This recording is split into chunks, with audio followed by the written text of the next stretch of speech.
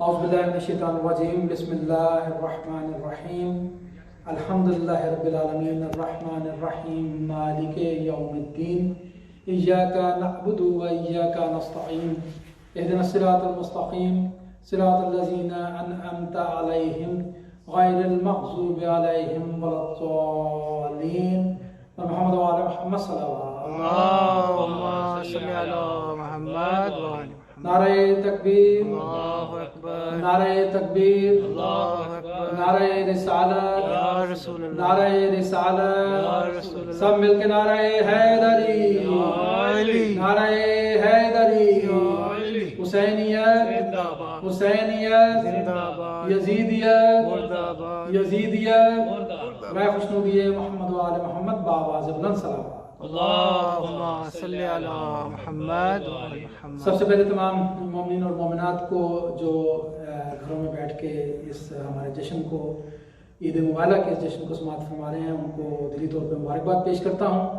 دعائے پروردگار جتنے بھی مومنین اس جشن میں شریک ہیں یہاں پر یا گھروں میں بیٹھ کے اس کو سن رہے ہیں، پروردگار سب کی حاضری کو اپنی بارگاہ میں قبول و منظور فرما، سب کی دعاؤں کو اپنی بارگاہ میں مستجاب فرما.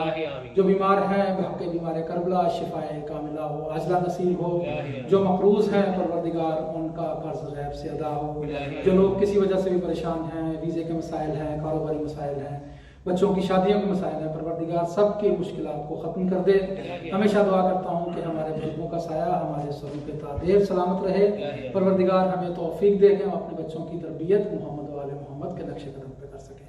اور محمد و آل محمد صلی اللہ علیہ وسلم. اللہم صلی علی محمد وعلی. آج درخواست کروں گا کہ اپنے تمام مرحومین کے لیے جن کو کوئی پڑھنے والا نہیں، ان کی ارواح کو اصال کرنے کے لیے، اور اس ادارے کے جو پرانے خدمت گزار اس دنیا سے جا چکے ہیں ان کی ارواح کو اصال کرنے کے لیے سید سخاوت شاہ صاحب، فدا شاہ صاحب، صابر انکل اور خلیل شاہ صاحب، اور حال ہی میں انتقال ہوا تھا ڈاکٹر ممتاز علی صاحب کا، ان کی ارواح کو اصال کرنے کے لیے ایک دفعہ سورہ حمد، 3 دفعہ سورہ اخلاص تلاوت. بسم اللہ الرحمن الرحیم الحمدللہ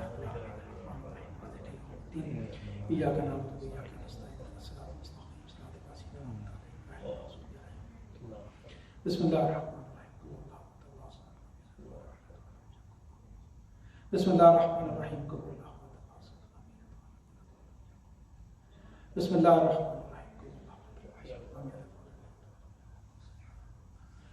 اس دعا کے ساتھ اس جشن کو آگے بڑھاتا ہوں کہ پروردگار پوری دنیا جو کرونا وائرس کے مرض میں مبتلا ہے، پروردگار سب کو، پوری انسانیت کو اس سے نجات دے، اور خاص طور پہ ہمارے مومنین جو مضطرب ہیں، پریشان ہیں، کہ مجالس میں حصہ لے سکیں، اور جس طرح روایتی انداز میں ہم مجالس برپا کرتے تھے اور پروگرام کا انعقاد کرتے تھے اسی طرح سے پھر سے ہم امام بارگاہوں کی رونق بن سکیں. پروردگار یہ مرض ختم ہو اور تمام مومنین کی یہ دلی خواہش جو ہے کہ وہ پھر سے پوری ہو اور ہم امام بارگاہوں میں پھر سے حاضری دے سکیں.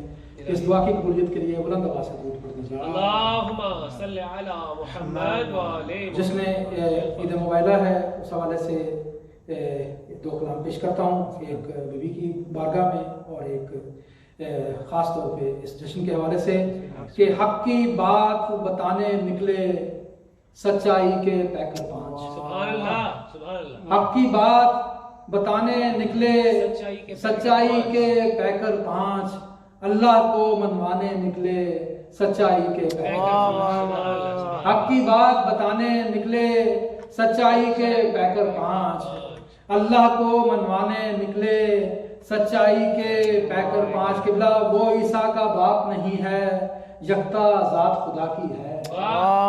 وہ عیسیٰ کا باپ نہیں ہے، یکتا ذات خدا کی ہے. دنیا کو سمجھانے نکلے سچائی کے پیکر 5. وہ عیسیٰ کا باپ نہیں ہے، یکتا ذات خدا کی ہے. دنیا کو سمجھانے نکلے سچائی کے پیکر 5. احمد، حیدر، فاطمہ زہرا اور شہزادے حسن حسین. احمد، حیدر، فاطمہ زہرا اور شہزادے حسن حسین دین کا علم لہرانے نکلے سچائی کے پیکر 5. احمد، حیدر، فاطمہ زہرا اور شہزادے حسن حسین دین کا علم لہرانے نکلے سچائی کے پیکر 5. اور نور خدا کی مخفی کرنے اور اسرار خدائی کے نور خدا کی مخفی کرنیں اور اسرار خدائی کے ہر جانب پہنچانے نکلے سچائی کے پیکر پانچ نور خدا کی مخفی کرنے نور خدا کی مخفی کرنے اور اسرار خدائی کے ہر جانب پہنچانے نکلے سچائی کے پیکر پانچ اور بھولے بھٹکے انسانوں کو خلد کی جانب جانے والی بھولے بھٹکے انسانوں کو خلد کی جانب جانے والی سیدھی راہ دکھانے نکلے سچائی کے پیکر پانچ اور پیراہن آیات کا پہنے بن کر اس کی ذات کے مظہر پیراہن آیات کا پہنے بن کر اس کی ذات کے مظہر رب کا حسن دکھانے نکلے سچائی کے پیکر پانچ رب کا حسن دکھانے نکلے سچائی کے پیکر پانچ اور حبس زدہ ماحول کے اندر فکر کے صحرا بنجر دل پر حبس زدہ ماحول کے اندر فکر کے صحرا بنجر دل پر ابر حق برسانے نکلے سچائی کے پیکر پانچ ابر حق برسانے نکلے سچائی کے پیکر پانچ اور قرآن کے ہر لفظ کو دے کر اپنے لہجوں کی خوشبوئیں قرآن کے ہر لفظ کو دے کر اپنے لہجوں کی خوشبوئیں ویرانے مہکانے نکلے سچائی کے پیکر پانچ حق کی بات بتانے نکلے سچائی کے پیکر پانچ اللہ کو منوانے نکلے سچائی کے پیکر پانچ اور محمد وآل محمد صلی اللہم صلی علی ایک کلام ہے میں علی محسن ہاشمی صاحب کے بعد پیش کروں گا میں درخواست کرتا ہوں علی محسن ہاشمی صاحب سے کہ تشریف لائیں اور بارگاہ محمد وآل محمد میں عطیہ عقیدت پیش کریں اور محمد وآل محمد صلی اللہم صلی علی محمد وآل محمد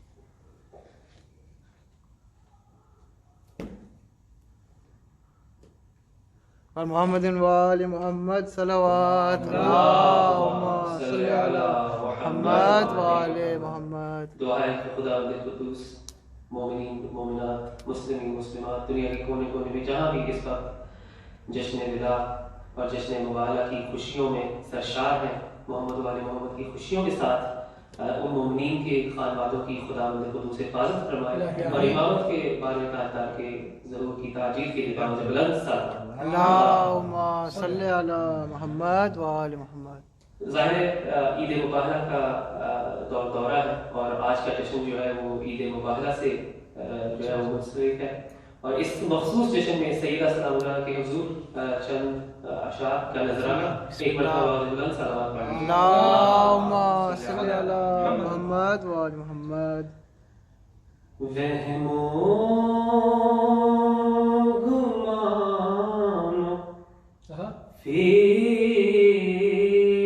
فکر سے بالا ہے سبحان اللہ واہ وہم و گمانو فکر سے بالا فاطمہ ہے فاطمہ سبحان اللہ وہم و گمانو فکر سے بالا ہے فاطمہ وہم و گمانو فکر سے بالا ہے فاطمہ سبحان اللہ رہتی علی کے گھر میں ہے آلہ جیتے رہے کیا بات ہے رہتی علی کے گھر میں ہے آلہ ہے فاطمہ اور آج کے دور حاضر کے تناظر میں جو دجالی فتنہ اس کا کام ہے اور سیدہ کے اوپر ہر طرح کی جو ہے نعوذ باللہ معاذ اللہ تہمتیں باندھ رہا ہے ان کے لیے خصوصی طور پر ایک جواباً شعر ہے ایک مرتبہ معاذ اللہ صلوات پڑھ لیجیے اللہم صلی علی محمد وآل محمد محمد وجل فرجہ عرش اولا پہ ان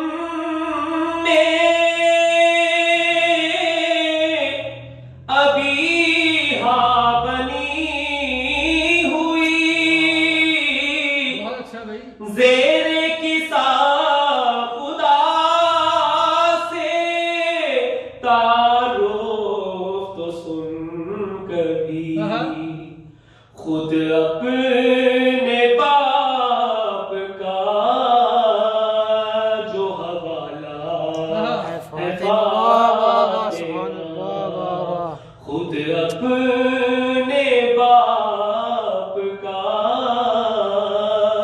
بھی حوالہ ہے فاطمہ،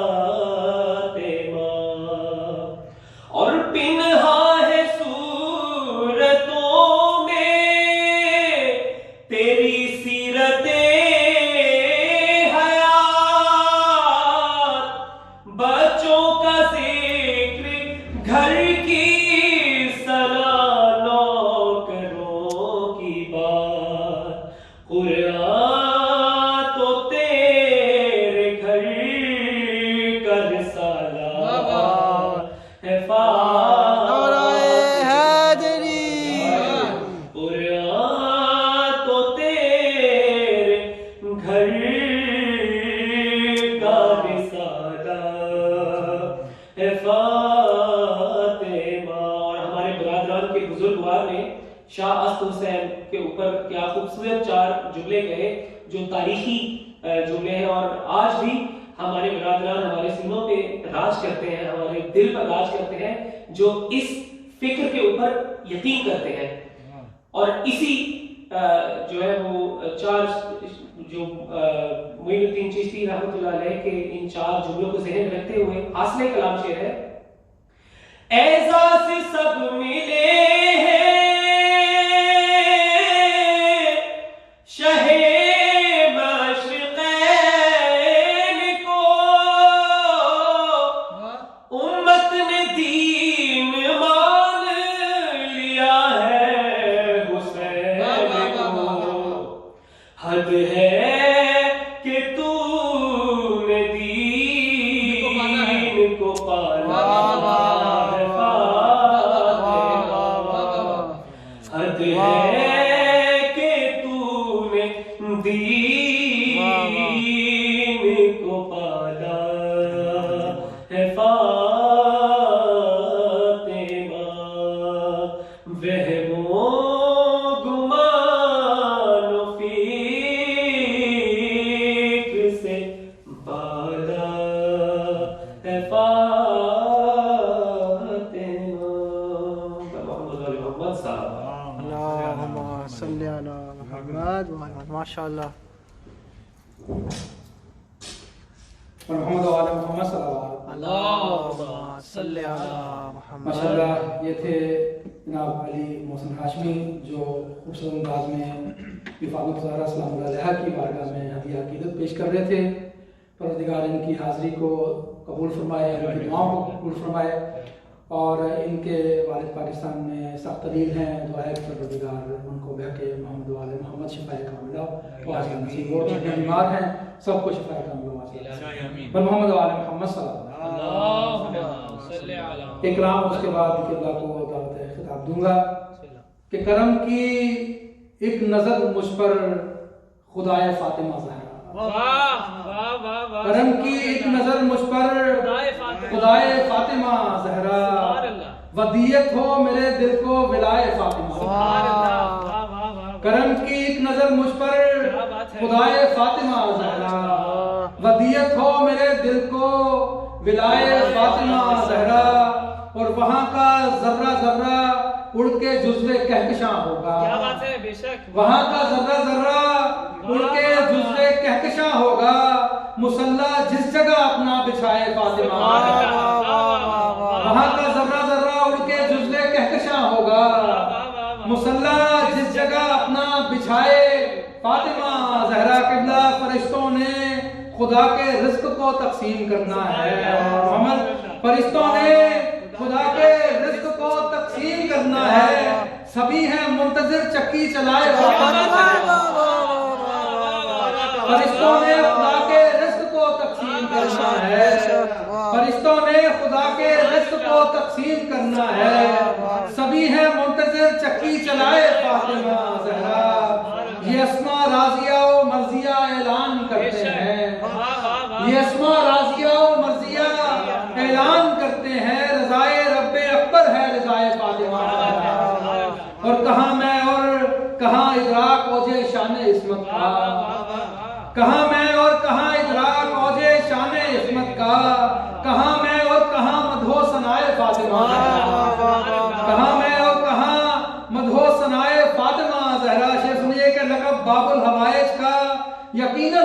زیبا ہے لقب باب الحوائج کا یقیناً اس کو زیبا ہے اور شامل جس کی خلقت میں دعائے فاطمہ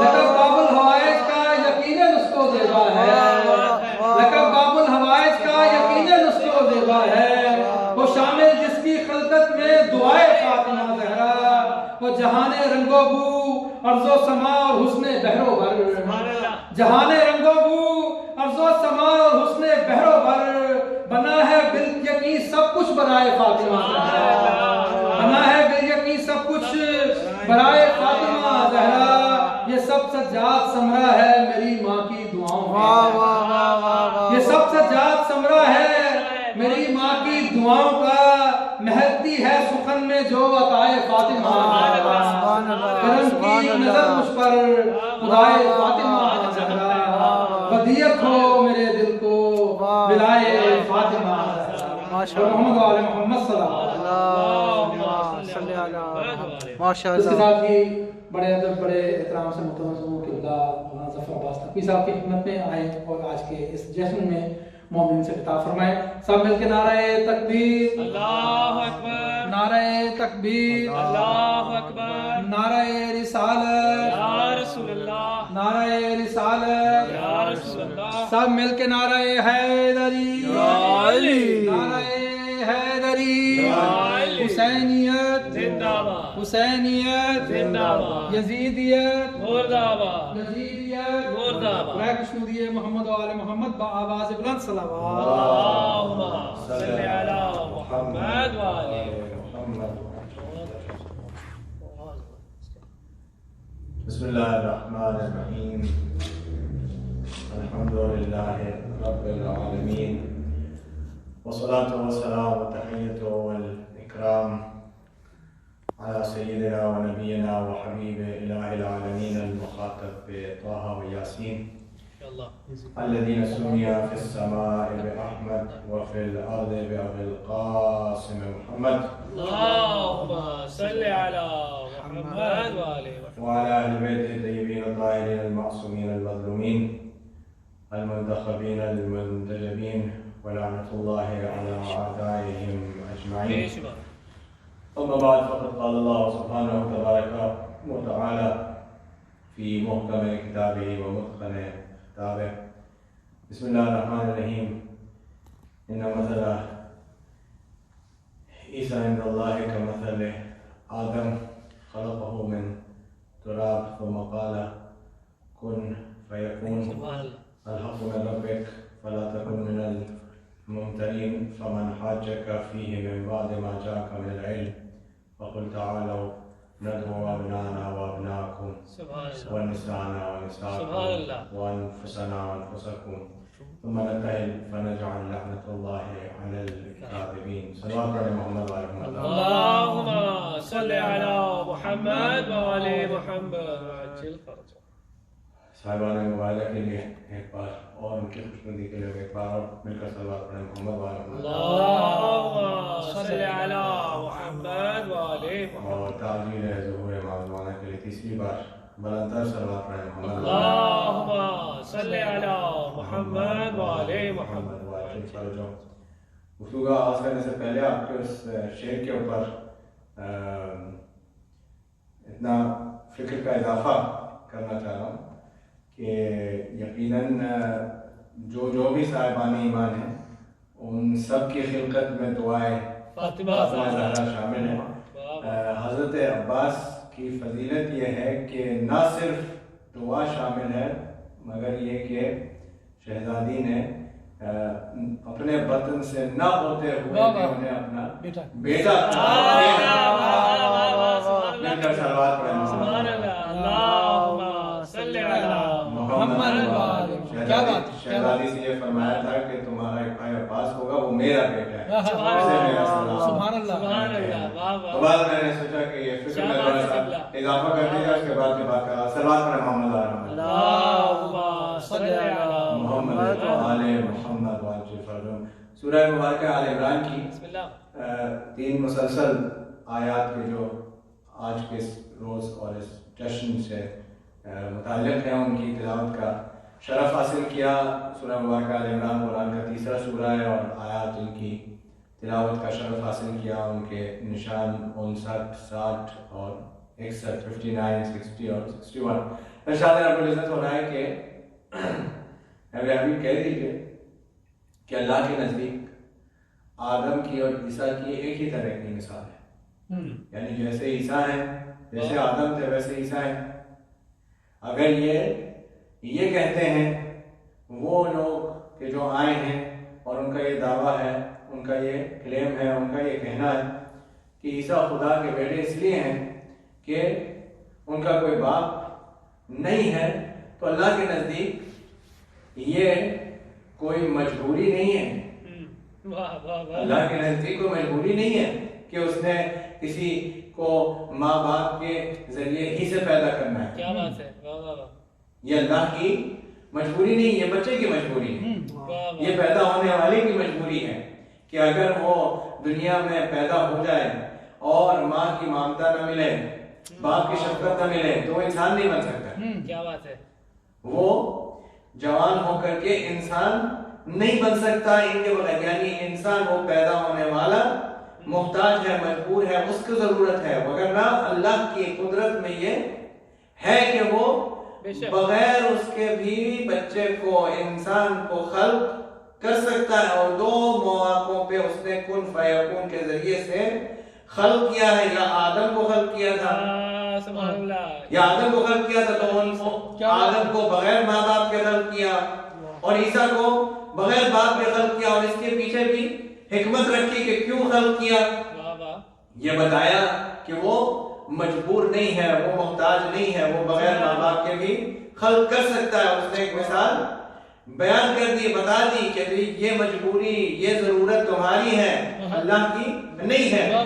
تو بات کا آغاز یہاں سے ہوا کہ سب سے پہلے آیت نے آ کر یہ بتایا کہ بتا دیجیے کہ یہ کوئی نئی بات نہیں، یعنی یہ کوئی پہلی دفعہ نہیں ہوا کہ بغیر ماں باپ کے بچے کو پیدا کر دیا گیا، بلکہ اس سے پہلے بھی ایسا ہو چکا ہے۔ آدم کو ہم نے نہ باپ اور نہ ماں دونوں کے بغیر پیدا کیا، ان کو کن فیکون سے پیدا کیا تھا، اسی طرح عیسیٰ کو بھی کن فیکون کے ذریعے سے پیدا کیا، یعنی ان دونوں کو ایک ہی طرح سے، ایک ہی انداز سے، ایک ہی ذریعے تخلیق ان کا بنا ہے۔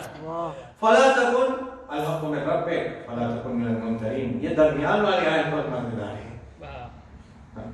آگے تو بات آئے گی، یہ درمیان والی آیت چھوڑ دیتے ہیں نا، یہ بہت مزیدار۔ الحق من ربک، حق آپ کے رب کی طرف سے، یعنی کسی انسان کے کہنے سے، کسی آدمی کے کہنے سے حق نہیں ہے، حق رب کا ہے۔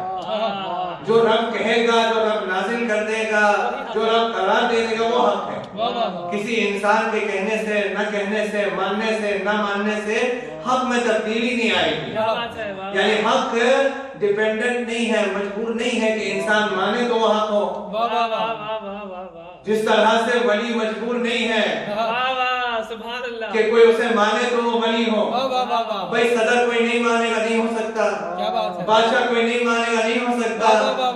سبحان اللہ، یہ اس لیے کہ لوگوں کے ووٹ سے، لوگوں کے کہنے سے، لوگوں کے رائے سے، یعنی رائے عامہ کے ذریعے سے بنتے ہیں۔ اس وجہ سے اگر لوگ انہیں ماننا چھوڑ دے تو ان کی لیجیٹمیسی، ان کے جو حق ہے وہ ختم ہو جائے گا، لیکن جو اللہ کا بنایا ہوا ہے تو حق اللہ کا ہے، اللہ کا بنایا ہوا ہے۔ تو اللہ یہ بتا رہا ہے، ریمائنڈ کر رہا ہے کہ دیکھو اگر مقابلہ ہو جائے تو یہ نہیں تلاش کرنا ہے کہ کون کس طرف ہے، تلاش یہ کرنا ہے کہ حق کس طرف ہے۔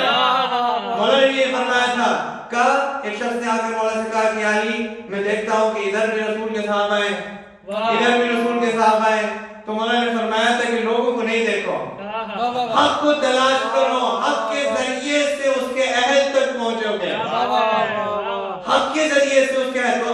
الحق من ربک، حق تمہارے رب کے پاس ہے۔ یہ رسول اللہ کو نہیں کہا جا رہا ہے، یہ امت کو بتایا جا رہا ہے، یہ امت کو یاد دلایا جا رہا ہے۔ فلا تکن من الممترین، تو شک کرنے والوں میں سے نہ ہونا۔ حق رب کے پاس ہے، اس بات پہ اگر شک کیا تو سارا معاملہ گڑبڑ ہو جائے گا، سارا معاملہ اسلام میں گڑبڑ اس بات پہ ہے کہ لوگوں نے حق کو نہیں پہچانا ہے، لوگوں کے ذریعے سے حق پہچاننے کی کوشش کی ہے، جبکہ اللہ یہ بتا رہا ہے کہ حق کے ذریعے سے لوگوں کو پہچاننا ہے، حق کے ذریعے سے ان کے اہل کو، اہل حق کو حق کے ذریعے سے پہچاننا، نہ یہ کہ لوگوں کے ذریعے سے یہ کوشش کرو کہ حق کو پہچان لو۔ یہ درمیان والی بات ہے، یعنی یہ روح ہے واقع عید مباہلہ کی کہ حق کو پہچاننا ہے اور حق کے ذریعے سے اس کے اہل کو پہچاننا۔ جیسے کہ مباہلہ میں ہوا اسی طرح بعد میں بھی یہی ہونے والا ہے۔ فَمَنْ حَاجَّكَ فِيهِ مِنْ بَعْدِ مَا جَاءَكَ مِنَ الْعِلْمِ، اور پھر جو بحث کرتے ہیں آپ سے جبکہ علم آ گیا ہے، وہ بحث کرتے ہیں آپ سے، وہ احتجاج کرتے ہیں آپ سے جبکہ علم آ گیا ہے۔ فَقُلْ تَعَالَوْا، تو ان سے کہہ دیجیے نَدْعُوا أَبْنَاءَنَا وَأَبْنَاءَكُمْ، اپنے بیٹوں کو لے آؤ، ہم اپنے بیٹوں کو لے آؤ، وَنِسَاءَنَا وَنِسَاءَكُمْ، اپنی عورتوں کو لے آؤ، ہم اپنے عورتوں کو لے آؤ، وَأَنفُسَنَا وَأَنفُسَكُمْ، اپنے نفسوں کو لے آؤ، ہم اپنے نفسوں کو لے آؤ، ثُمَّ نَبْتَهِلْ فَنَجْعَلْ لَعْنَةَ اللَّهِ عَلَى الْكَاذِبِينَ۔ یہ بڑا خاص لفظ ہے قرآن کریم میں، اسی آیت میں استعمال ہوا ہے، نبتہل، اسی سے مباہلہ بنتا ہے، اسی لفظ سے مباہلہ بنتا ہے۔ اور مباہلہ اس چیز کو کہتے ہیں کہ دو گروہ کے جو بحث و مباحثہ کرنے کے بعد، وزن وہی ہے، مباحثہ، مناظرہ، مباہلہ، اسی وزن پہ ہے عربی زبان میں، اسی وزن پہ یہ سارے لفظ ہیں۔ تو جب مباحثہ اور مناظرہ اتمام تک پہنچ جائے اور اس کا کوئی حل نہ نکل رہا تو پھر مباہلہ ہوتا ہے۔ کیا بات ہے، سبحان اللہ۔ ہاں، بعض لوگ غلطی میں کہہ دیتے ہیں آئے ہم آپ سے مباہلہ کریں، پہلے مناظرہ کریں پھر مباہلے تک بات جائے گی۔ ایک دم مباہلہ نہیں ہوتا، سوال پڑا محمد صلی علی محمد وعلی محمد۔ تو جو ہے مناظرہ ہوتا ہے، مباحثہ ہوتا ہے، بھئی ایک طرف مناظرے میں، مباحثے میں کیا ہوتا ہے؟ ایک طرف کی بات رکھی جاتی ہے، پھر دوسری طرف کی بات رکھی جاتی ہے، پھر دلائل پیش کیے جاتے ہیں، پھر ادھر سے دلائل پیش کیے جاتے ہیں، اس طرح ہوتا ہے۔ مباہلہ میں ہوتا ہے کہ اب سارے دلائل سب کچھ پیش کر دیا گیا، لیکن دونوں حریف اپنے اپنے موقف پہ ڈٹے ہوئے ہیں، دونوں اپنے اپنے موقف پہ ہیں۔ اب مباہلہ ہوتا ہے، مباہلہ کا مطلب یہ ہے کہ آئیں ہم اپنے اپنے موقف پہ ڈٹے ہوئے ہیں اور اللہ کی بارگاہ میں دعا کرتے ہیں کہ وہ جھوٹے پہ لعنت بھیج دیں، جھوٹے پہ لعنت بھیج۔ تو آپ بات کا آغاز یہاں سے کر رہے ہیں، بہت مختصر اس پوری چیز کو کرتے ہوئے، کہ پیغمبر اسلام نے سن 9 ہجری میں مختلف لوگوں کو کہ جو ابھی تک عرب کے جزیرے میں رہتے تھے لیکن مشرف اسلام نہیں ہوئے تھے، اس لیے کہ سن 8 ہجری میں فتح مکہ ہو گیا تھا۔ تو فتح مکہ کے بعد جو آس پاس چھوٹے موٹے گاؤں میں لوگ رہتے تھے، انہوں نے دیکھا کہ جب مکہ ہی فتح ہو گیا اور بت پرستوں کا جو مرکز ہے اور جو جگہ ہے وہ ختم ہو گئی اور ان کی طاقت ختم ہو گئی ہے، وہ اسلام کے سامنے ہار مان چکے ہیں، لہذا وہ خود بخود مسلمان ہو گئے، انہوں نے اسلام قبول کر لیا۔ اب تھوڑے سے ایک آدھ جگہ رہ گئے تھے عرب کے جزیرے میں کہ جہاں لوگوں نے اسلام قبول نہیں کیا، تو پیغمبر اسلام نے کیا کیا؟ دیکھیں، اس سے پہلی چیز سے ہمارے آج کل کے حالات کے مطابق جو آج کل ہمارے ملکوں میں چل رہا ہے اس کا بھی ایک حل اور ایک جواب مل رہا ہے کہ تقریباً پورا عرب کا جزیرہ مسلمان ہو چکا ہے لیکن کچھ لوگ رہ گئے، تو ان لوگوں کے ساتھ کیسا برتاؤ کرنا ہے؟ جہاں آپ میجورٹی میں ہوں، آپ اکثریت میں ہوں اور وہ ایک آدھ رہ گئے ہوں، تھوڑے سے رہ گئے ہوں، تو ان کے ساتھ آپ نے کرنا کیا ہے؟ سیرت رسول میں کیا ملتا ہے، سیرت رسول کیا کہتی ہے اس کے بارے میں۔ تو پیغمبر اسلام نے ان سب جتنے ان کے اکابرین تھے، ان کے بڑے تھے، ان سب کو نام خط بھیجوائے اور ہر ایک کو اس کے دین مذہب کے مطابق ایڈریس کیا اور خطاب کیا۔ تو جو نجران خط بھیجوایا تھا اس میں لکھا کہ میں شروع کرتا ہوں اس اللہ کے نام میں کہ جو ابراہیم و اسماعیل اور اسحاق کا رب ہے. یعنی جب بات شروع کی جاتی ہے تو ان چیزوں سے شروع کی جاتی ہے جو مشترک ہوتے ہیں. اگر آپ کو حدیث سے بات کرنی ہے، مباحثہ و مناظرہ کرنا بھی ہے، تو بات ان چیزوں سے شروع کی جاتی ہے کہ جہاں پر آپ کے اور ان کے عقائد مشترک ہیں. پیغمبر اسلام خط لکھ کر یہ بتا رہے ہیں کہ ابراہیم کو آپ بھی مانتے ہیں، ہم بھی مانتے ہیں، اسماعیل کو آپ بھی مانتے ہیں، ہم بھی مانتے ہیں، اسحاق کو آپ بھی مانتے ہیں، ہم بھی مانتے ہیں. تو یعنی ان چیزوں سے بات شروع کی جاتی ہے کہ جو ہمارے اور ان کے درمیان مشترک ہیں. اور پھر رسول اللہ یہ کہتے ہیں کہ میں یہ چاہتا ہوں کہ آپ تشریف لائیں، اپنے عقائد کو بیان کریں اور پھر اس طرح سے مسئلے کا حل ہو. تو جب وہ آتے ہیں سب سے بہترین قیمتی مہنگا لباس پہن کر کے، سونے کی انگوٹھیاں اور زیورات ڈال کر کے، تو پیغمبر اسلام کی خدمت میں مسجد میں تشریف لاتے ہیں. آتے ہیں جب وہ، تو رسول اللہ منہ پھیر لیتے ہیں. رسول اللہ منہ پھیر لیتے ہیں تو آپ کو بڑے حیران ہوتے ہیں کہ خط لکھ کے انہوں نے بلایا ہے، اب ہم آ گئے ہیں تو بات نہیں کریں. اب جب ہم آ گئے ہیں تو بات نہیں کریں. اچھا، اب وہاں مسجد میں لوگ بیٹھے ہوئے ہیں تو ان سے وہ کہتے ہیں کہ بھائی رسول اللہ ہم سے بات کیوں نہیں کر رہے؟ تو آپ کہنے دیجئے کہ مزاج رسالت کوئی جانتا ہو تو بتائیں. مزاج رسالت سے کوئی واقف ہو تو وہ جب بتائے، وہ جواب دے کہ رسول اللہ کیوں نہیں مل رہے. مزاج رسالت کوئی جاننے والا ہے نہیں مسجد میں کہ جو یہ بتا سکے کہ رسول اللہ کیوں نہیں مل رہے. تو سلمان دیکھتے ہیں ان کو کہ بھئی یہ لگتا ہے کوئی نیا گروہ، کوئی نیا جو ہے وہ باہر سے کچھ لوگ آئے ہیں. تو ان سے پوچھتے ہیں کہ بھئی کیا بات ہے؟ کہا بھئی رسول اللہ نے ہم کو بلایا اور اب ہم آ گئے ہیں تو ہم سے مل نہیں رہے ہیں، بات نہیں کر رہے ہیں، ہم سے منہ پھیر لیتے ہیں. تو سلمان کہنے لگے جواب تو مجھے بھی نہیں پتا، لیکن وہاں لے چلتا ہوں جہاں سے مل جائے گا. وہاں پر لے چلتا ہوں جہاں پر تمہیں اس مسئلے کا حل مل جائے گا. علی کے دروازے پہ لے آئے اور مولا سے کہا کہ یہ ان کا ماجرا ہے، اب آپ مسئلے کو حل کیجئے. تو مولا نے سر سے اور پاؤں تک اسے دیکھا اور کہنے لگے ایسے رسول اللہ کے پاس گئے تھے، اس انداز میں، اس طرح سے، اس خلیے میں رسول اللہ کے پاس گئے تھے؟ کہا کہ ہاں. کہا تو پھر کیوں پوچھتے ہو کہ رسول اللہ کیوں نہیں ملے؟ پھر کیوں پوچھتے ہو کہ رسول اللہ کیوں نہیں ملے؟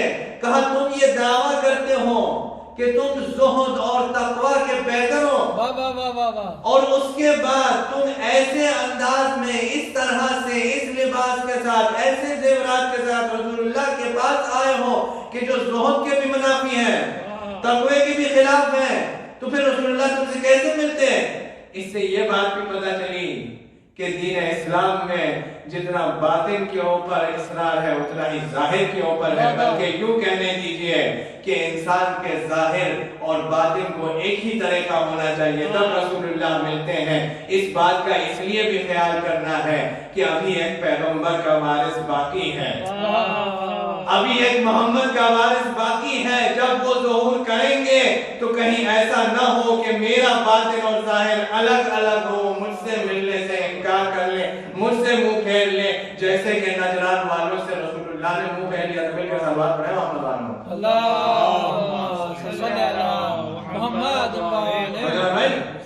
تو اب انہوں نے کہا کہ ہم کیا کریں؟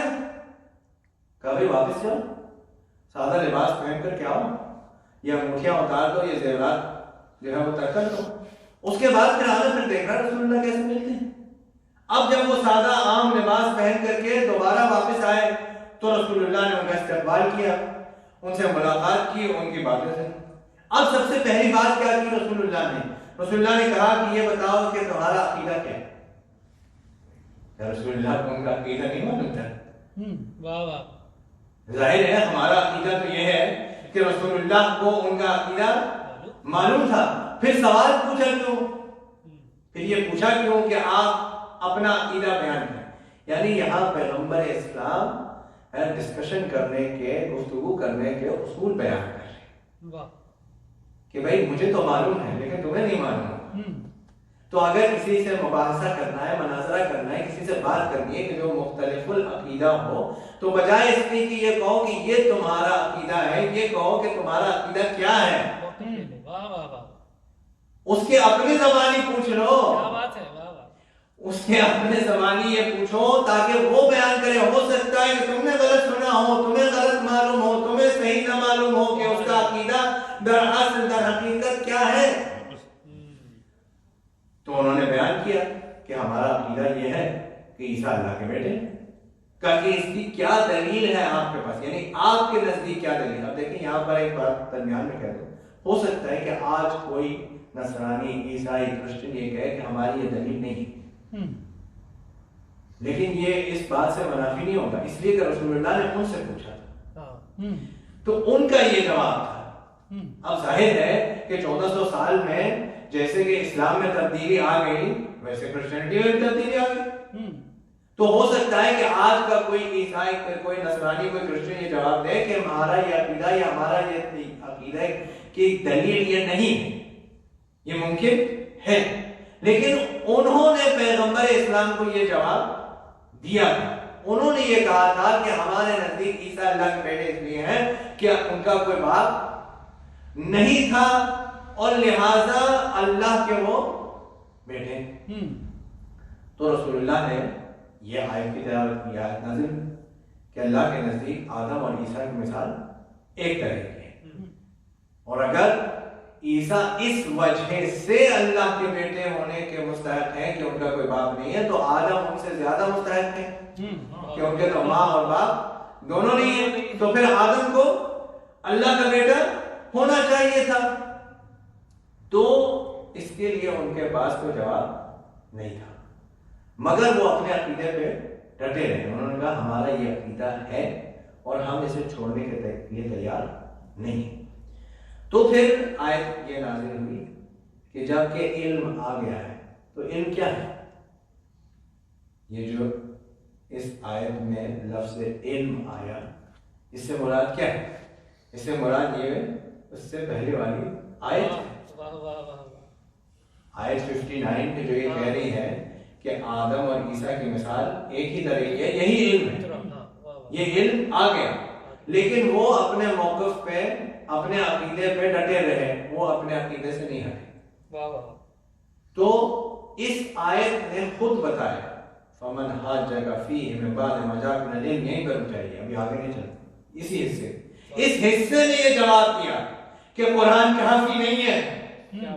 اگر قرآن کافی ہوتا تو آیت آتی وہ مان جاتے۔ فمن حاجک فیہ من بعد ما جاءک من العلم، وہ بحث کرتے ہیں آپ سے جب کہ علم آ گیا ہے، یعنی قرآن کی آیت آ گئی ہے لیکن پھر بھی وہ بحث کیے جا رہے ہیں آپ سے، یعنی قرآن اگر کافی ہوتا تو آیت آتی وہ مان جاتے۔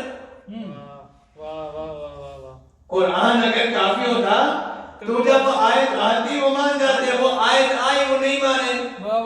اسی آیت آگے آیت نے کہا کہ یہ علم آ گیا ہے، وہ پھر بھی نہیں مان رہے۔ تو جب قرآن کافی نہ ہو،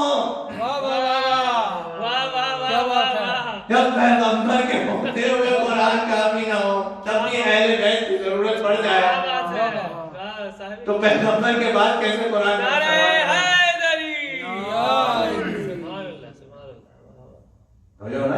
علم آ گیا لیکن اس کے باوجود وہ نہیں مانے۔ تو اب اللہ نے کہا کہ فَقُلْ تَعَالُوا، ان سے کہہ دی ابنانا وَأَبْنَاءَكُمْ، اپنے بیٹوں کو لے آئیں، وہ اپنے بیٹوں کو لے آئیں، وَنِسَاءَنَا وَنِسَاءَكُمْ، عورتوں کو لے آئیں، وہ اپنے عورتوں کو لے آئیں، وَأَنفُسَنَا أَنفُسَكُمْ، نفسوں کو لے آئیں، وہ اپنے نفسوں کو لے آئیں۔ تو یہ کون بول رہا ہے؟ اللہ بول رہا ہے۔ سارا مسئلہ اور بحث ہی تو اسی بات پہ ہے کہ اللہ کا کوئی بیٹا نہیں، اور اللہ کہہ رہا ہے بیٹوں کو لے آئی۔ سبحان اللہ، سبحان اللہ، ساری بحث تو اسی بات پہ ہے۔ تو جو اللہ کہہ رہا ہے، رسول اللہ تھوڑی کہہ رہے ہیں، اللہ کہہ رہا ہے کہ بیٹوں کو لے آئیے، اور بحث ساری اسی بات پہ ہے کہ عیسیٰ اللہ کے بیٹے نہیں ہیں، یعنی اہل بیت عظمت و رسالت وہ افراد ہیں کہ جو ہم تمہارے رب کے پاس سے ہیں، یعنی جب کبھی بھی اللہ کی وحدانیت کو خطرہ ہوگا تو ان پانچ کے علاوہ اور کوئی چھٹا نہیں آئے گا. صلوات پڑھیں محمد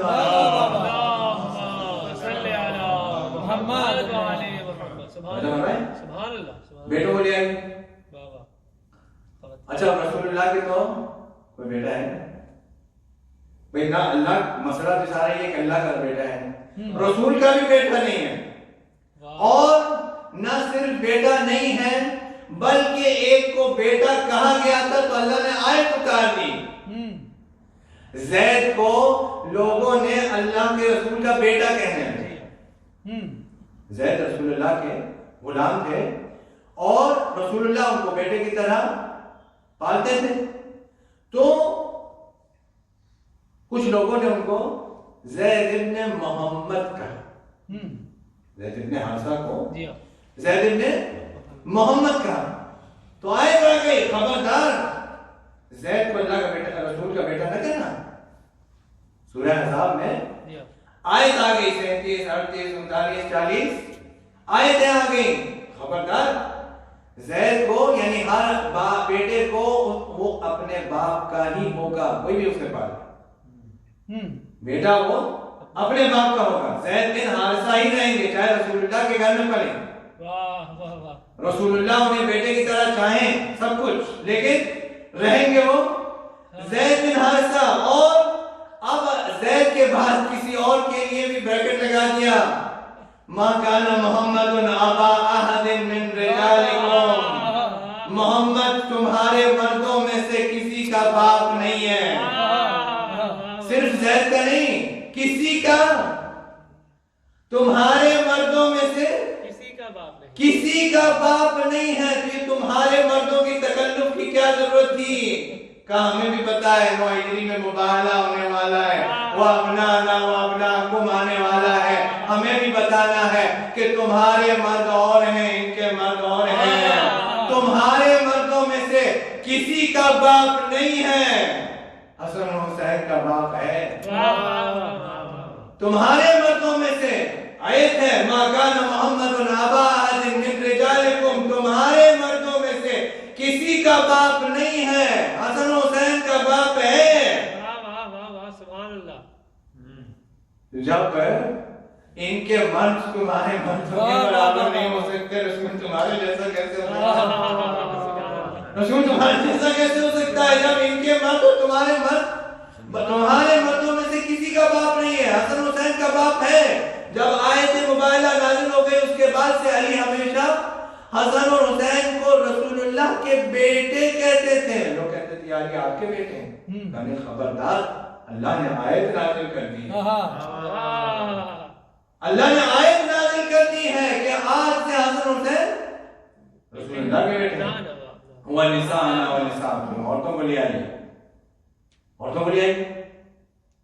تو اب حکم تو عورتوں کا ہوا ہے اور ایک ہی کو لیں گے.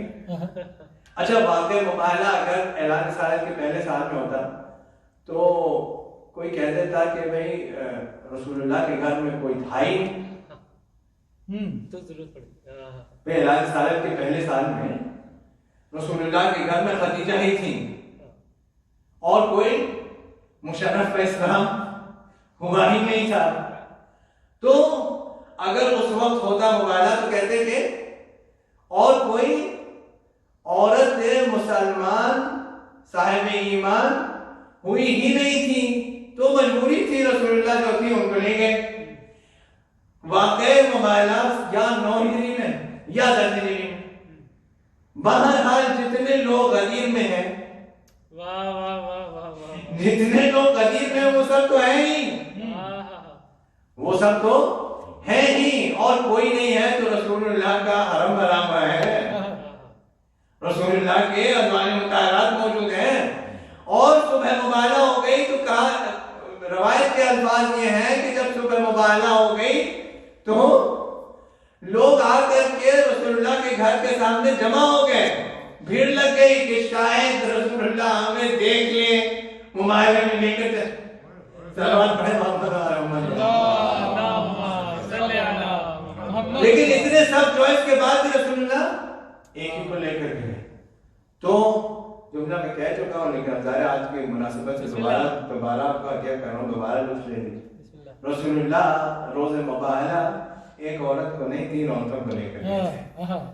رسول اللہ روز مباہلہ ایک عورت کو نہیں 3 عورتوں کو لے کر کے گئے تھے. 3 عورتیں کون تھی؟ نبوت کی بیٹی کو لے کر گئے تھے، ولایت کی زوجہ کو لے کر گئے تھے، امامت کی ماں کو لے کر گئے تھے.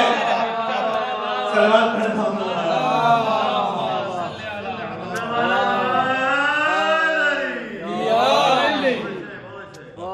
وَأَنفُسَنَا وَأَنفُسَكُمْ. بس بات تمام. اپنے نفسوں کو لائیے، وہ اپنے نفسوں کو لائیں. تو یہاں پر بعض مفسرین لکھتی ہے، اعتراض کرتے ہیں آپ پہ، آپ خواہ ہر جگہ ہر چیز میں علی کو ڈالتے تھے. نفس مراد تو خود رسول اللہ ہے. پھر رسول اللہ خود موجود ہیں، خود بھی تو مباہلہ میں رسول اللہ ہیں. آپ خواہ مقام میں جو ہے وہ علی کو نفسوں میں شامل کر دیتے ہیں. تو اس کا جواب جو ہے وہ الغدیر کتاب ہے علامہ امین رضوان اللہ تعالیٰ علیہ کی، اس میں جواب ہے. اور یہ جواب بھی میں نے لائیو ہمارے ساتھ جو علامہ امین رضوان اللہ تعالیٰ علیہ کے صاحبزادے ہیں، اللہ ان کو زندگی دے، جو میرے استاد تھے نجف میں، ان سے لائیو میں نے یہ جواب سنا اور یہ ڈسکس ہم لوگوں نے یہ بات کی. تو انہوں نے یہ سنایا مجھے حدیث کہ امام احمد بن حنبل کہ جو ایک حنبلی فرقے کے امام ہیں اور ان کی کتاب حدیث کے حوالے سے بہت زیادہ مشہور ہیں. ان کی جو مسند احمد بن حنبل ہے وہ جو صحیح ستہ ہے، 6 کتابیں ان کو صحیح سمجھا جاتا ہے، ان میں سے ایک. تو ان کی کتاب میں اور یہ ڈائلاگ ہے، یہ مقدمہ ہے ان کا اور ان کے بیٹے کا، یعنی محمد بن احمد بن حنبل اور احمد بن حنبل کا یہ ڈائلاگ کہ بیٹے نے باپ سے پوچھا کہ اصحاب رسول میں صاحبان فضیلت کون ہے؟ کیا بات ہے. اصحاب رسول میں صاحبان فضیلت کون ہے؟ تو انہوں نے ایک نام لیا، وہ نام لیا ہے، میں نام نہیں لیا، انہوں نے ایک نام لیا اور انہوں نے پوچھا، بیٹے نے پوچھا کہ ان کے بعد کون ہے؟ تو انہوں نے ایک اور نام لیا، پھر انہوں نے ایک اور نام لیا اور اس طرح سے نام گناتے گئے. تو بیٹے نے پوچھا کہ آپ نے علی کا نام نہیں لیا. امام احمد بن حنبل ہمارے مختلف فکر سے تعلق رکھنے والے نہیں. ان کا یہ جواب کیا کہتے ہیں؟ بیٹا کہہ رہا ہے کہ آپ نے صحابہ کرام کی فہرست میں علی کا نام نہیں لیا. تو جلال میں آ کے فرماتے ہیں کہ تم نے اصحاب رسول کا پوچھا ہے، تم نے اصحاب رسول کا پوچھا ہے، علی کو نفس پیغمبر ہے.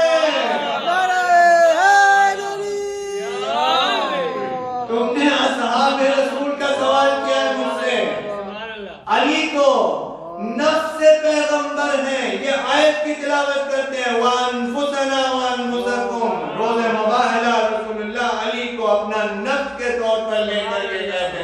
یہ دلیل ہے اس بات کی کہ کہاں علی، کہاں نفس پیغمبر اور کہاں اصحاب رسول. سلمان پڑھیں محمد وَأَنفُسَنَا وَأَنفُسَكُمْ. اپنے نفسوں کو لے آئیے اور ہم اپنے نفسوں کو لے آئیں گے. ثُمَّ نَبْتَهِلْ فَنَجْعَلْ لَعْنَةَ اللَّهِ عَلَى الْكَاذِبِينَ. کیا بات ہے. پھر مباہلہ کریں گے اور جھوٹوں پہ اللہ کی لعنت. تو یہ دن طے ہو گیا، وقت بھی طے ہو گیا، افراد بھی طے ہو گئے اور فلاں جگہ پر اس مقام پر مباہلہ ہوگا، جہاں پر جو ابھی بھی وہ مسجد موجود ہے کہ جہاں پر مباہلہ ہوا تھا، لیکن وہ وہاں جانے نہیں دیتے، ہے موجود ہو جگہ.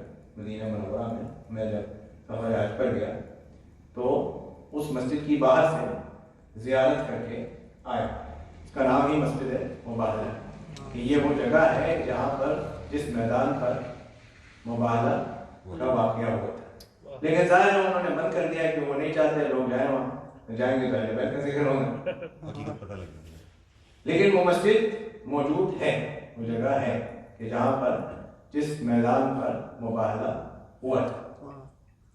اور اس میدان پر رسول اللہ نے یہ اہتمام کیا کہ کسی اور کو نہیں بھیجا، بلکہ جھاڑو دینے کے لیے وہاں پر سلمان کو بھیجا.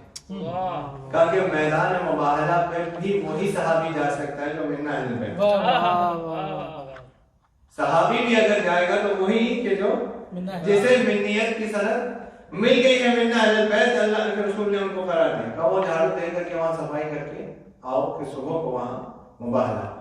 وہاں ابو الحارث نے کہا کہ دیکھو اگر محمد اصحاب کو لے کر آ گئے تو مباہلہ کر دیں، اور اگر اہل بیت کو لائے تو مباہلہ. تو اس کے لوگوں نے پوچھا کہ ابھی ایسی کیا بات ہے، اصحاب کو لائیں تو مباہلہ کر لینا، اہل بیت کو لائیں تو نہ کرنا، یہ کیا بات ہے؟ کہا کہ دیکھو انبیاء کی تاریخ ہے، انبیاء مصرف کی تاریخ ہے یہ کہ جب کبھی بھی نبی کے اوپر وقت پڑتا تھا تو اس نبی کے ساتھ دینے والے اس کے اہل بیت ہوتے تھے. تو اگر یہ سچا نبی ہے تو اس کے ساتھ دینے والے بھی اس کے اہل بیت ہوں گے، اس کے ساتھ نہیں ہوں گے. تو جب صبح مباہلہ ہو گئی اور معین دن 24 ذی الحجہ اور معین وقت کے اوپر وہ وارد ہو گئے تو انہوں نے کیا کہا، مشہور جملہ ہے، انہوں نے دیکھ کر کے کہا کہ ہم وہ چہرے دیکھ رہے ہیں کہ اگر یہ پہاڑ کو اشارہ کریں تو پہاڑ اپنی جگہ چھوڑ دیں. یہ کس چہرے کو دیکھ کر کہا تھا؟ دیکھیں آپ لوگوں کی باتوں سے آپ کے کلام سے بات متصل ہو، اس لیے کہ رسول اللہ کو تو دیکھ چکے تھے، کیا بات ہے، مولا علی کو بھی دیکھ چکے تھے، حسنین کو بھی دیکھ چکے تھے، یہ سب تو مسجد میں تھے، ایک ہی کو نہیں دیکھا تھا. میدان مباہلہ میں ایک ہی فرد ہے کہ جنہیں نجران والوں نے دیکھا نہیں تھا. یہ شہزادی کو دیکھ کر کے انہوں نے کہا تھا. اب یہاں کہنے دیجئے کہ جس کے دل میں معرفت ہو وہ چہرہ دیکھ کر کے کہہ سکتا ہے کہ اگر یہ کہیں تو پہاڑ اپنی جگہ چھوڑ دے، اور جس کے پاس معرفت نہ ہو وہ حق مانگنے آئے تب بھی انہیں جھٹلا دے. صلوات پڑھیں محمد و علی محمد. ثم نبتہل، بس میں نے بات تمام کر دیا. ثم نبتہل فنجعل اللہ تعالیٰ الکاذبین. آگے میدان مباہلہ پہ آگے انہوں نے کہہ دیا کہ بھئی وہ چہرے دیکھ رہے ہیں کہ اگر وہ اشارہ کریں تو پہاڑ اپنی جگہ چھوڑ دیں. مباہلہ کرنا تو بہت دور کی بات ہے، ہم تو مباہلہ نہیں کریں گے، لیکن اپنا عقیدہ بھی نہیں چھوڑیں گے. بھئی اپنا عقیدہ بھی نہیں چھوڑیں گے اور مباہلہ بھی نہیں کریں گے، تو پھر کیا کریں؟ اپنا عقیدہ بھی نہیں چھوڑیں گے، مباہلہ بھی نہیں کریں گے. ہم جزیہ دینے کے لیے تیار ہیں اور اتنا ہم جزیہ دیں گے. تو اس نظریے کا، اس سوچ کا بانی کون ہے کہ ہم عقیدہ نہیں چھوڑیں گے چاہے کچھ بھی ہو جائے. یعنی حق ثابت ہو چکا، خود آپ کی زبان سے آپ کہہ رہے ہیں کہ وہ چہرے دیکھ رہے ہیں کہ پہاڑ اپنی جگہ چھوڑ دیں، لیکن ہم اپنا عقیدہ نہیں چھوڑیں گے. اس کا بانی کون ہے؟ اس کا بانی ابلیس ہے. اس نظریے کا بانی ابلیس ہے کہ ہمیں حق معلوم ہو چکا ہے، لیکن ہم اپنا نظریہ، اپنی بات کو ترک نہیں کریں گے. اسی لیے مولا نے کہا تھا کہ حق کو پہچانو، اس کے ذریعے سے ان کے اہل کو پہچانو، ورنہ ابلیسی نظریہ ہو جائے گا کہ ہم اپنا عقیدہ نہیں چھوڑیں گے، چاہے وہ باطل ہی ثابت ہو جائے، ہم اپنے یعنی انسان پھر اللہ کی عبادت نہیں کر رہا، اپنے نفس کی پرستش کرنے لگے گا، اپنے نفس کے، اپنے عقیدے جو اس نے بنایا، جو اس نے وضع کیا، جو اس نے تخلیق کیا، اس کی پرستش اسے وضع کرنے لگے گا۔ اور دوسری بات یہ ہے کہ ایک بحث ہے فلسفے کے اندر کہ آیا شرک اصلی مذہب ہے اور پھر توحید آئی، یا توحید اصلی مذہب ہے بعد میں لوگ مشرک ہو گئے۔ تاریخ فلسفہ میں یہ بحث ہے کہ اصلی مذہب اوریجنل جو ہے وہ کون سا ہے، یعنی توحید اصلی مذہب ہے یا شرک اصلی مذہب ہے، یعنی لوگ مشرک تھے اس کے بعد پھر اللہ کی وحدانیت کے قائل ہوئے، یا وحدانیت کے قائل تھے اور اس کے بعد پھر مشرک ہو گئے۔ تو واقع مباہلہ یہ ثابت کر رہا ہے کہ توحید اصلی مذہب ہے اور شرک بعد میں آیا ہے، اس لیے کہ صاحبان توحید اپنے عقیدے پہ ڈٹے رہے، مباہلے کے کلیم کے اوپر قائم رہے۔ بھئی اگر صاحبان توحید مباہلے سے پیچھے ہٹ جاتے ہیں تو کہتے ہیں کہ شرک اصلی مذہب ہے، توحید بعد میں آیا ہے، لیکن صاحبان توحید، مدعیان توحید اپنے عقیدے پہ ڈٹے رہے، مباہلے کے آفر پہ ڈٹے رہے، اور صاحبان شرک مباہلے سے مکر گئے۔ یہ ثابت کر دیا کہ توحید اصلی مذہب ہے، شرک بعد میں آیا ہے۔ تو جو ہمیں بس بات ہے تمام کر دی، ثم نبتہل فنجعل لعنۃ اللہ علی الکاذبین، ہم جھوٹوں پر اللہ کی لعنت کریں گے۔ نجران والوں نے اپنے آپ کو لعنت سے بچا لیا، اہل نجران نے اپنے آپ کو لعنت سے بچا لیا، اس لیے کہ انہوں نے مباہلہ نہیں کیا، تو وہ لعنت سے بچ۔ بھائی آیت نے کہا تھا جو مباہلہ کرے گا اس میں جھوٹوں پہ اللہ کی لعنت ہوگی، تو مباہلہ انہوں نے نہیں کیا، وہ وڈرا ہو گئے، کہا ہم اپنے دعوے سے واپس ہو رہے ہیں، ہم مباہلہ، ہم عقیدہ نہیں چھوڑ رہے اپنا، لیکن مباہلہ نہیں کر رہے۔ تو مباہلہ کرنے والے میں جھوٹے کے اوپر اللہ کی لعنت تھی، تو مباہلے سے وہ وڈرا ہو گئے اور کہا کہ ہم مباہلہ نہیں کر رہے، تو اپنے آپ کو انہوں نے لعنت سے بچا لیا۔ لیکن ایک اصول قائم ہو گیا، ایک اصول یہ معلوم ہو گیا کہ جو کوئی بھی اس میں سے کسی ایک کے مقابلے پر آئے گا، وہ تو نہیں آئے، انہوں نے وڈرا کر لیا، انہوں نے وڈرا کر لیا، لیکن یہ ثابت ہو گیا کہ پھر اب اگر کوئی علی کے مقابلے میں آئے گا تو وہ اپنے آپ کو لعنت کے دائرے میں داخل کر رہا ہے، ہم نہیں کر رہے، اپنے آپ کو لعنت کے دائرے میں داخل کر رہا ہے۔ اب اگر فاطمہ سے کوئی گواہ مانگ رہا ہے تو وہ اپنے آپ کو لعنت کے دائرے میں داخل کر رہا ہے۔ اب اگر کوئی حسن سے بیعت کا مطالبہ کر رہا ہے، کوئی حسین کے مقابلے کربلا آ رہا ہے، تو اس پہ ہم نہیں، اللہ کی طرف سے لعنت ہو گئی ہے۔ اہل نجران صرف اس لیے بچ گئے کہ وہ وڈرا ہو گئے مباہلے سے، جو کوئی بھی ان کے مقابلے پر آئے گا وہ اپنے آپ کو لعنت کے دائرے میں داخل کر رہا ہے۔ روز مباہلہ نے یہ ثابت کر دیا، جھوٹوں پہ اللہ کی لعنت، جھوٹوں کے اوپر اللہ کی لعنت، یعنی انہوں نے تو پتا نہیں کہ شرک جو ہے وہ جھوٹا مذہب ہے، لیکن ہم مباہلہ نہیں کرتے۔ لیکن اب جو کوئی بھی علی کے، فاطمہ کے، حسن کے، حسین کے مقابلے پر آئے گا تو اس نے تو اپنے آپ کو داخل کر دیا، کہہ دیا، تسلیم کر لیا کہ میں جھوٹا ہوں، کیونکہ ان کی صداقت کی گواہی تو اللہ دے چکا ہے۔ تو اب ان کے مقابلے پہ جو کوئی بھی آئے گا، ان کے سامنے، ان کے اپوزیشن میں جو کوئی بھی آئے گا وہ لعنت میں داخل ہو گیا۔ بات کرنا آخری بات، اگر آپ کا یاد ہو، میں نے پچھلے دفعہ بھی بات کی تھی، تو یہ بات آج کا میسج ہے، وہ یہ ہے کہ اس سے یہ پتا چلا کہ لعنت عبادت ہے، لعنت عبادت ہے، تو اسے عبادت ہی سمجھ کر کے کرنا ہے، تفریح سمجھ کر نہیں کرنا۔ کیا بات، लानत जो है वो इबादत है। क्या बात जब इबादत है तो इबादत के तकाजे हैं। भाई नमाज मसलन आप बाथरूम के अंदर नमाज नहीं पढ़ सकते, बगैर वुजू के नमाज नहीं पढ़ सकते, ये इबादत के तकाजे हैं। उसी तरह लानत की इबादत है, उसके भी कुछ तकाजे हैं। तो सबसे पहली बात तो यही है कि वो इबादत है, तफरीह नहीं है। तो उसे तफरीह समझ करके या तफरीह के तौर पर नहीं करना बल्कि इबादत समझ करके करना।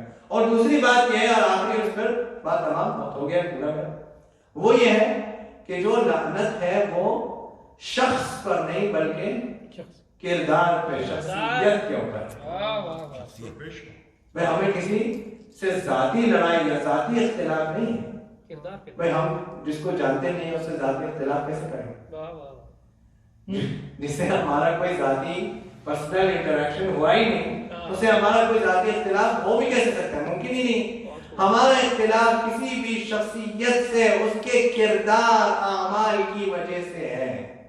तो आप मुझे भी ये देखना है कि आया वो सीरत और किरदार की जिसके ऊपर मैं लानत कर रहा हूँ कहीं वो मेरी जिंदगी में कहीं ऐसा तो नहीं है कि वो सीरत, वो बात, वो किरदार, वो चीज कि जिसके ऊपर मैं लानत कर रहा हूँ वो मेरी जिंदगी में नहीं उतरा। कि मैं इस बात पर लानत कर रहा हूँ कि किसी ने रसूल की बेटी का हक गस्ब कर दिया, मैं किसी का हक गस्ब करके तो नहीं बैठा। मैं लानत कर रहा हूँ झूठे के ऊपर, ऐसा तो नहीं है कि मैं सुबह शाम उठते बैठते जो है वो गलत बयानी से काम लिया। मैं लानत कर रहा हूँ हर बुरे और हर जालिम और जाबिर इंसान के ऊपर, ऐसा तो नहीं है कि मेरी जिंदगी के अंदर भी जो है वो जुल्म नजर आ रहा हो तो वो लानत भी मेरी तरफ आ जाएगी। इसलिए कि लानत उसके मुस्तहिक तक पहुंचती, लानत जो है उसके मुस्तहिक तक पहुंचती। इसलिए मुझे ये देखना है, यानी पैगाम रोज ईद मुबाहला ये है कि लानत इबादत है, उसे करना है, इबादत के तौर पर करना है। नहीं कोई मुखालिफ भी जब आयत है कुरान की तो मुखालिफत तो कोई जायज है ही नहीं, लेकिन उसे इबादत के तौर पर करना है। और उसे उसके साथ साथ ये देखना है कि जिस चीज पर, जिस सिफत पर लानत की जा रही है, ऐसा तो नहीं है कि वो मेरी जिंदगी में, मेरे किरदार में, मेरी सीरत में, मेरे घर में वो चीज नजर आ रही हो। बाल बहुत बुरा हो गया मेरा, और जो है वो यही पैगाम है। और अब जो है वो दायरे के साल का भी, इस्लामी साल का भी इख्तिताम हो गया है, मुहर्रम का आगाज होने वाला है, चंद दिन रह गए। तो मुहर्रम के हवाले से भी ये पैगाम मैं देना चाहता हूँ, आखिरी बात, और वो ये है कि अगर मजलिस को इमाम बारगाह में सुनेंगे तो जाहिर है कि कुछ तकाज़ों का ख्याल करना पड़ेगा। तो ये आपकी न सिर्फ कानूनी जिम्मेदारी है बल्कि शरई जिम्मेदारी भी है। माशाल्लाह आपके दीन और शरअ भी इसी बात की को वाजिब करार देती है कि आपको जो कोई भी कानूनी और जो तकाज़े हैं कि जिसके ज़रिए इस मजलिस अज़ा को मुनक्किद किया जा रहा है तो उनके पासदारी करना हमारी शरई जिम्मेदारी यानी वाजिब है, या ऑप्शनल नहीं है। तो अगर इमाम बारगाह में जो है वो मजलिस को अटेंड कर रहे हैं तो जो कोई भी आपको इंस्ट्रक्शन दिया जा रहा है उसको आपको निभाना है और फॉलो करना है, और ये आपके ऊपर शरई तौर पर वाजिब है और उसका ना फॉलो करना गुनाह है। और अगर आप घर पर मजलिस को समाअत फरमा रहे हैं तो मेरा एक छोटा सा 1 मिनट से भी कम का पैगाम है कि कोशिश करें कि अगर घर में मजलिस अज़ा को जिस तरह से इस जश्न को आपने समाअत फरमाया है और मजलिस अज़ा को भी समाअत फरमाएंगे तो कोशिश करें कि उसे वाकई में मजलिस की तरह समाअत फरमाएं, यानी घर में भी उसी तरह से माहौल बनाएं, उसी तरह से तैयार हों कि जैसे कि आप मजलिस में जा रहे हैं, घर में भी उसी तरह एहतमाम करें, फर्श का एहतमाम करें, मजलिस का माहौल बनाएं, और ये सारा कुछ करने के बाद में आप मजलिस अज़ा को समाअत फरमाएं। ना ये कि लेट करके, ना जो है वो बेतवज्जुही से, ना ये कि जो है वो और दूसरे काम साथ साथ करते रहें और साथ में मजलिस भी सुन रहे हैं। इस तरह से मजलिस का तफद्दुस और इस तरह से मजलिस के जो रूहानियत है और जो रूहानी असर है वो आपको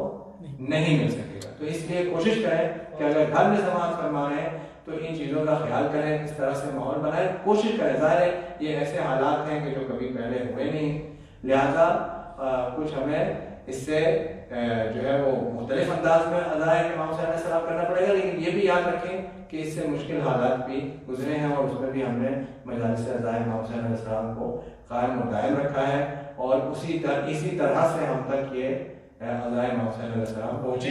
لہٰذا جو ہے وہ ان باتوں کا خیال رکھیں. انشاءاللہ تعالیٰ اللہ سبحانہ و تعالیٰ ہمارے لیے یہ روز مبارک کریں، اور جو ہے وہ اس عید کے صدقے میں ہمارے گناہوں کو معاف فرمائے، مرحومین کی مغفرت فرمائے، شیعان حیدر کرار دنیا میں جہاں کے بھی ان کے زدہ کو جان و مال کی حفاظت فرمائے. ہمیں اہل بیت عصمت و طہارت کی سیرت طیبہ پر عمل پیرا ہونے کی توفیق عنایت فرمائے. دنیا میں ان کی زیادت، آخرت میں شفاعت نصیب فرمائے. جو بھی بیمار ہیں، بالخصوص ہمارے محسن بھائی کے والد گرامی، اور جو بھی مومن و مومنات بیمار ہیں، انہیں شفاء کاملہ اور صحت عاجلہ عنایت فرمائے. اور ہمارے آپ اور مولا کو ہم سے راضی و خوشنود فرمائے، ان کے ظہور میں تعجیل فرمائے، ہمیں ان کے اعمال و صالحات سے قرار دے. ربنا تقبل منا انک انت السمیع العلیم بحق محمد وآلہ الطیبین الطاہرین المعصومین. اللہم صلی علی محمد وآل محمد.